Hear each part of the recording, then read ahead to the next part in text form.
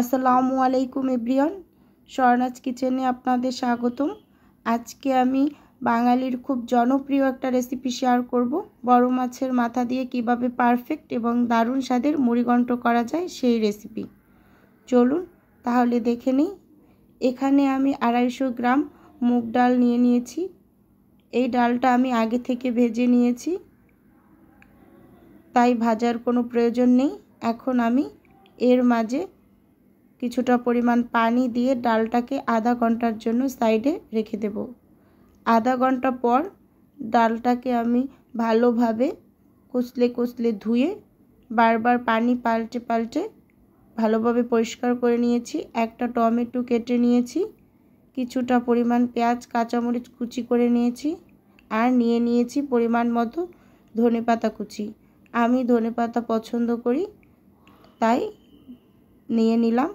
এখানে আমি রুই মাছের মাথাটাকে এরকম ছোট ছোট করে কেটে ভাজার সুবিধার্থে নিয়েছি, লবণ হলুদ মেখে নিয়েছি। এখন চুলোতে একটা প্যান বসিয়ে প্যান গরম হয়ে আসার পর পরিমাণ মতো তেল দিয়ে দিলাম।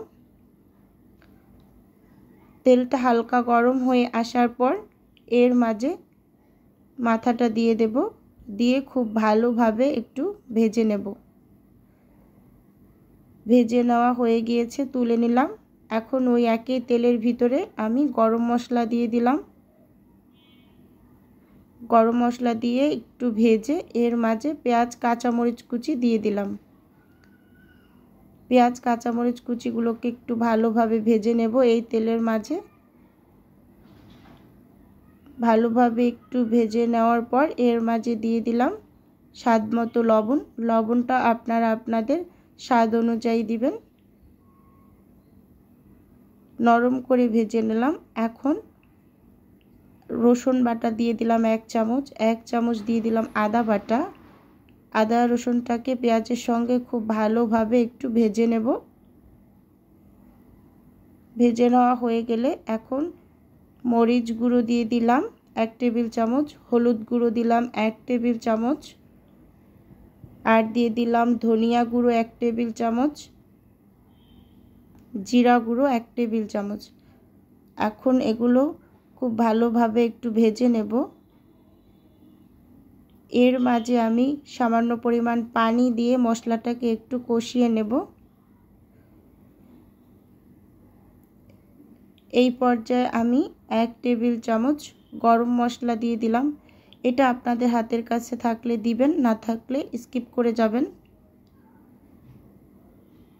এখন ভালোভাবে মশলাটা একটু কষিয়ে নিলাম।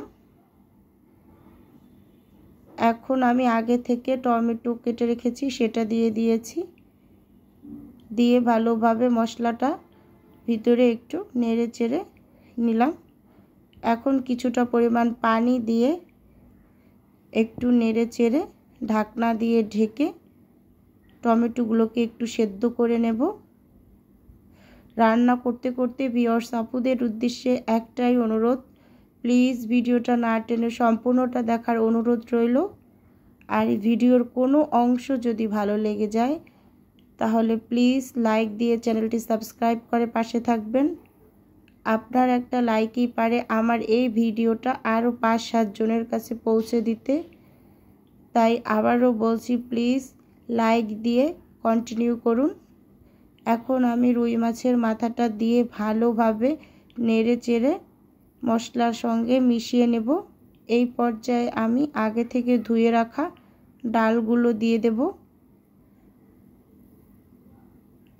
ডালগুলো দিয়ে একটু নেড়ে চেড়ে মিশিয়ে নেব।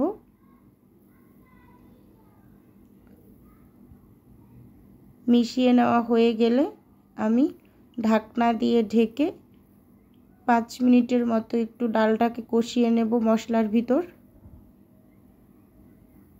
5 মিনিট পরে ঢাকনা খুলে হালকা করে একটু নেড়ে নেব।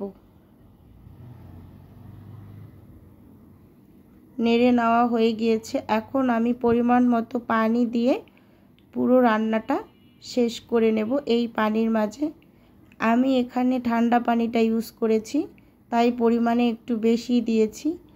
আপনারা চাইলে এখানে গরম পানি ইউজ করতে পারেন, কিন্তু তাইলে পরিমাণ একটু কম লাগবে।